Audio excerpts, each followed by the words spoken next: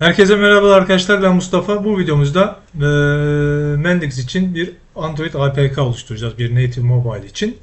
Bunun için Android Studio kullanacağız. Lokalde nasıl yapılır buna bakacağız. Hani Cloud'da değil, Android Studio ile manuel olarak lokalde Android APK nasıl oluşturulur? Bunun üzerine bir çalışmamız olacak. Evet, şimdi başlayabiliriz. Ben Mendix 10.13'te bir tane kendime test için bir uygulama oluşturdum. Şimdi hemen burada bir native'i aktif etmem lazım. Biz burada APK oluşturmak için burada App Build Native Mobile App'i kullanacağız. Ama ancak şu anda sayfamda native aktif olmadığı için herhangi bir native sayfası olmadığı için şu anda bu deaktif durumda. Şimdi şöyle yapalım. Hemen bir tane sayfa oluşturacağız. Şuraya sağ klik yapıyorum. Add page diyorum. Buradan şuraya bir isim vereyim. Test page dedim. Buradan Native Mobile'ı seçip ve ayrıca navigation kısmında şeyi de aktif hale getirmiş oluyoruz native'de. Evet diyorum. OK dedim. Evet. Burada navigation'a gelip evet gördüğünüz gibi Native Mobile'da sekmesi de otomatik olarak aktifleşti. Burası da birazdan kaydettiğimizde burası da aktif olacak. Şimdi select diyorum, buradan bir home sayfasını belirlememiz lazım. Buradan gelip test page'i seçiyorum. Tamamdır. Evet gördüğünüz gibi burası Boot Native Mobile App aktif duruma geldi. Şimdi şurada bir hata olacak. Evet burada home sayfasını yaptığımız için burada bottom şey olmayacak. Şu şekilde properties deyip şuradan sadece layout'u değiştiriyorum. Yani şimdi bu detaylara çok girmeyeceğim. Burada bir APK oluşturma üzerine ben hızlı bir şekilde bir native'ı aktif hale getirdim. Şimdi buraya da bir ne yapalım? Test page diyelim. Sayfaya girdiğimizde anlayalım diye. Şuradan da 3 diyelim. Tamamdır. Şimdi mobilden girdiğimiz zaman direkt bu sayfaya erişeceğiz. APK'sını oluşturacağız. Şunları bir kaldırayım. Şuradan evet. Bunlarla işim yok zaten benim. Evet. Evet. Şimdi buradan app'e gelip Build Native Mobile App diyorum. Şuradan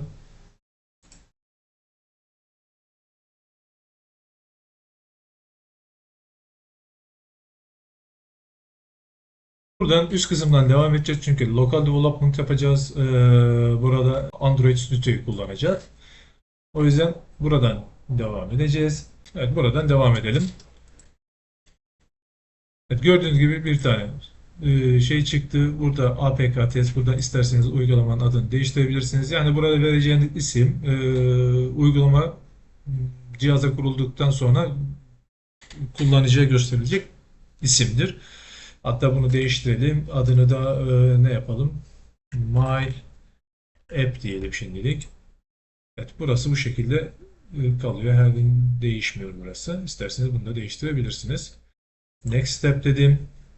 Burası lokalde işaretli olacak. Burada kendime bir klasör seçmem lazım. Yani dosyaları indireceğimiz folder diyorum. My test diyorum buna da. Yaptım. Select folder dedim. Next step diyorum.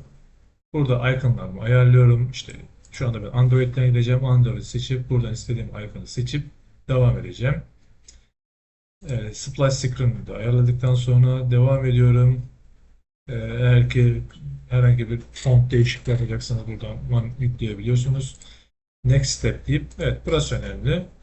Buraya versiyonun belirtiyorum 1.0.0. İlk defa şey yaptığım için burası. Şimdi buraya da production URL'imi ekleyeceğim. Şu anda ben ilk defa kurduğum için production URL'im şu anda çalışmayabilir. O yüzden şöyle bir publish yapıp save continuous deyip evet production aktardıktan sonra buradaki URL'i alıp ne yapacağım? Buraya ekleyeceğim. Bu biraz uzun sürüyor. O yüzden şu şekilde ben beklemeye alıyorum. Evet. Şimdi burada view app deyip yani işlem bittikten sonra evet buradaki URL'i alıyorum. Copy diyorum. Burayla benim işim yok. Aldıktan sonra şöyle buraya yapıştırıyorum. Şunları tabii şöyle sileceğim. Sadece şey kısmı olacak. Evet, bu şekilde.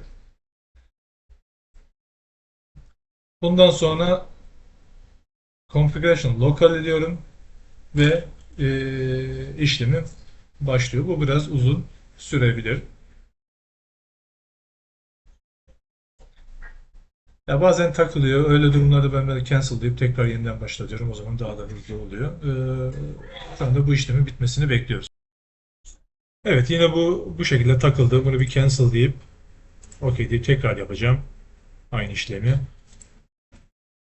Çünkü bazen böyle takıldığı zaman yeniden başlatmak işe yarıyor. Evet, ikinci işlemim bu sefer daha hızlı sonuçlandı. Siz de bu şekilde yapabilirsiniz. Bazen takılıyor, genelde de her zaman oluyor. O durumda hemen durdurup tekrar başlatabilirsiniz. Şimdi buradan Open Folder diyorum. Aslında Open Folder değil, şuradan kapatalım. Evet. Şimdi bunu buradan çıkalım. Ve şöyle masa üstüne oluşturduğumuz MyTest işte buraya alayım. Buraya bu şekilde şeyleri aktardı. Ve nedir? Android, iOS ve tüm dosyalar buraya aktardı. Biz ne yapacağız? Buradaki Android'i APK'ya dönüştüreceğiz. Evet, şimdi bu işlemi hemen başlayabiliriz. Evet, şimdi bu APK oluşturma işlemlerini takip etmek için Mendix'in dokümantasyonlar sayfasındaki açıklamaları takip edeceğiz. Bu linki aşağıya bırakacağım. Şu anda biz bu aşamaya kadar yaptık. Nereye kadar? Evet. Buraları tamamladık. Evet, şu anda şu kısımdayız. Ee, Neyi? NPM'i yükleyeceğiz. Daha sonra run configuration yapıp çalıştıracağız. Şimdi ben bunları uygulamaya başlayayım. Şöyle hemen klasörümüze girelim. Sağ klik yapıp opening terminal yapıyorum. Ve buradan açılan sayfaya şu şekilde ne yapacağım? Evet. npm install diyeceğim. Şöyle hatta şunu şöyle alayım. Dip olanı. Enter dedim. Evet, bu işlem tamamlanıncaya kadar bekleyeceğiz. Evet, işlemim tamamlandı gibi. Ben daha önce yüklediğim için o biraz daha hızlı oldu. Sizinki biraz daha zaman alabilir ilk defa yapıyorsanız. Sonrasında hemen npm run configure yazıyoruz. Enter diyoruz. Evet, bu işlem de tamamlandı. Şimdi ne yapacağız? Android Studio'yu açacağız. Burada Android Studio'yu kullanmak için tarayıcınızda linkini aşağıya ekleyeceğim ben. Şu şekilde bir saniye şu şekilde Google'a Android Studio indir. Ondan sonra zaten ilk sayfada çıkıyor. Buradan Android Studio'yu indirip bilgisayarınıza kurarak işlemimize devam edebiliriz. Evet, şu an hemen ben Android Studio'yu açıyorum. Evet, ben Android Studio'yu açtım. Android Studio'dan buradan hemen bir Open diyoruz. Evet, Desktop'tan da buradan evet, buradaki klasör MyTest'ten de Android. OK diyorum. Evet, Rust Project.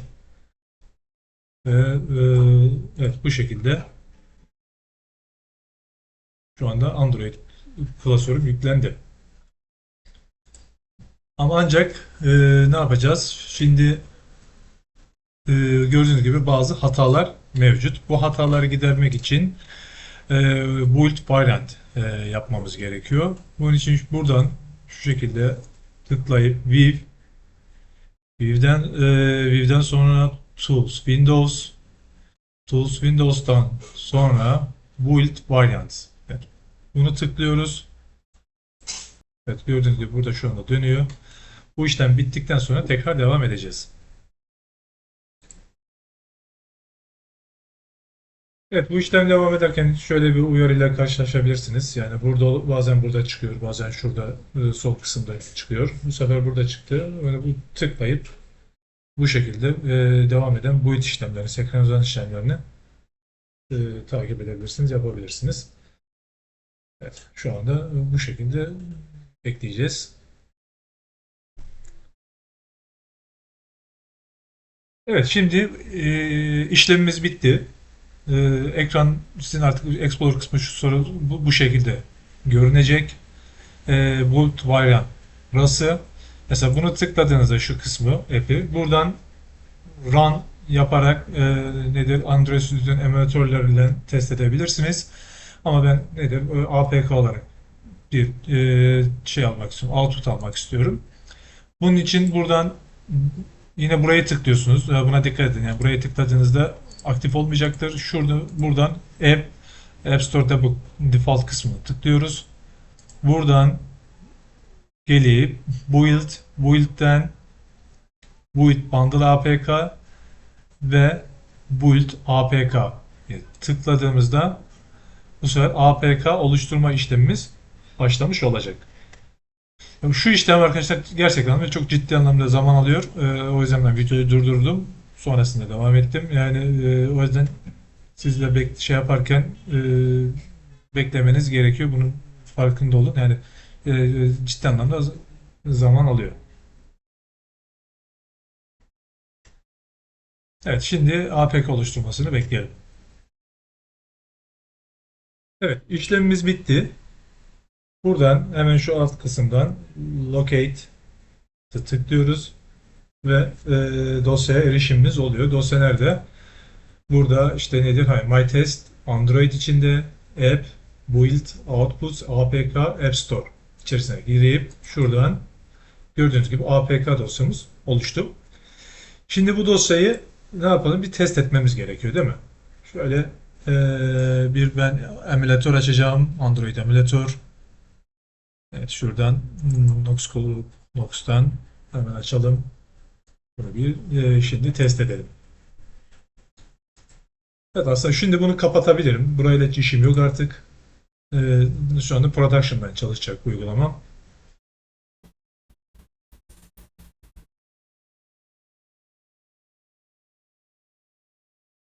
Şöyle biraz büyütelim. Evet, Android cihazınıza bu APK'yı şu şekilde sürükle bırak ben şu anda bunu yapıyorum. Hani siz diğer yöntemlerle telefonunuza yüklersiniz. Evet, burada uyguluyor. Hatırlarsanız ilk başta My App demiştim uygulamam adına ve burada My App olarak yükledi. Şimdi tıklıyorum ve şu anda karşıma Test Page Restart diyelim. Okay. Evet, bunun sebebi şimdi bu free kullandığımız için, evet, free kullandığımız için buna dikkat edin. Şeyden dolayı o yüzden şey şu anda uyku moduna geçti. Production. Normalde şeydir, hemen bu uyku modundan kaldırayım ben bunu. APK, evet, şöyle. Evet. Gördüğünüz gibi şu anda şu şekilde tekrar şeyi açmam gerekiyor. Yani free'lerde bu şekilde. Eğer free değil de bunu zaten lisanslı kullanıyorsanız sorun olmayacaktır. Açılsın, ondan sonra tekrar test edelim. Şimdi evet, şeyimiz açıldı. Hemen bir bakayım. Şuradan bir web team'ine şuradan bir göstereyim. Şu anda çalışıyor. Uygulamamızı çalıştıralım. Evet, gördüğünüz gibi şu anda çalıştı. Hatta şu anda nedir? Şu anda production'da çalışıyor. Gayet de güzel. Evet. Şimdi bu videomuzda bu kadar. Umarım faydalı olmuştur. Tekrar yeni videolarda görüşmek üzere. Herkese iyi günler, iyi çalışmalar.